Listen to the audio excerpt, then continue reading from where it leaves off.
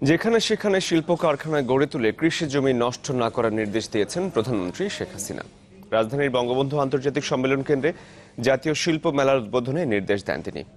বলেন, দেশে শিল্পায়নের সবচেয়ে বড় বাধা ব্যাংক ঋণ, কিন্তু কিছু ব্যাংক এখনো ঋণের সুদের হার এক অঙ্কে না নামানোয় ক্ষোভ প্রকাশ করেন তিনি।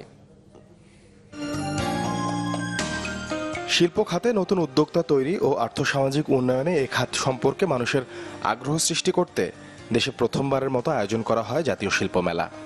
রাজধানীর বঙ্গবন্ধু আন্তর্জাতিক সম্মেলন কেন্দ্রে এর উদ্বোধন করেন সরকার প্রধান শেখ হাসিনা। প্রধানমন্ত্রী বলেন, কৃষিভিত্তিক অর্থনীতির এই দেশে কর্মসংস্থানের সুযোগ সৃষ্টি করতে শিল্পায়ন জরুরি। তবে তা করতে গিয়ে কৃষি জমি যেন নষ্ট না হয় সে বিষয়ে সতর্ক থাকতে হবে। আমরা চাই না যে যেখানে সেখানে শিল্প গড়ে উঠে আমার কৃষি জমি নষ্ট হোক, কারণ আমাদেরকে যেমন 16 কোটি মানুষের খাদ্য চাহিদা পূরণ করতে হবে। আবার এই কৃষিপণ্য উৎপাদন করে সেটাকে প্রক্রিয়াজাত করেও কিন্তু আমরা প্রচুর পরিমাণে বিদেশে রপ্তানি করতে পারি। আবার আমার দেশের ভিতরে কিন্তু আভ্যন্তরীণ বাজারও সৃষ্টি হচ্ছে। শিল্প বহুমুখীকরণের প্রয়োজনীয়তা তুলে ধরে শেখ হাসিনা বলেন, প্রশিক্ষণের মাধ্যমে দক্ষ মানব সম্পদ গড়ে তুলতে হবে, বাড়াতে হবে গবেষণাও। আমাদের শিল্পকে আমরা বহুমুখীকরণ করতে পারি।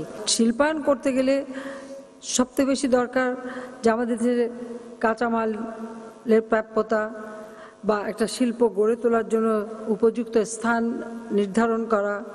আর শিল্প গড়ে তুলতে গেলে শ্রমিক দরকার, শ্রমিকদের ট্রেনিং দরকার। শুধু শ্রমিকদের না, একটা শিল্প পরিচালনার ক্ষেত্রে যারা পরিচালনা করবে তাদেরও কিন্তু ট্রেনিং দরকার। আমরা হয়তো শিল্প একটা গড়ে তুলি, কিন্তু আমরা এই দিকটা অনেক সময় লক্ষ্য করা হয় না। ব্যাংক ঋণের উচ্চ সুদের হারকে শিল্পের বড় বাধা উল্লেখ করেন প্রধানমন্ত্রী। সুদের হার এক অঙ্কে না নামিয়ে আনায় ক্ষোভ প্রকাশ করেন তিনি।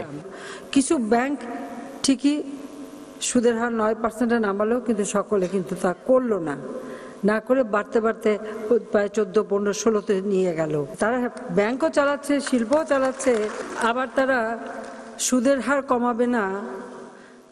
তাহলে তাদের ব্যবসা কি আছে না আছে, ট্যাক্সটা ঠিক মতো দিচ্ছে কিনা, ভ্যাটটা দিচ্ছে কিনা, কাঁচামালটা ঠিক মতো আনছে কিনা। উদ্বোধন শেষে মেলা প্রাঙ্গণ ঘুরে দেখেন প্রধানমন্ত্রী। মেলা চলবে আগামী 6 এপ্রিল পর্যন্ত।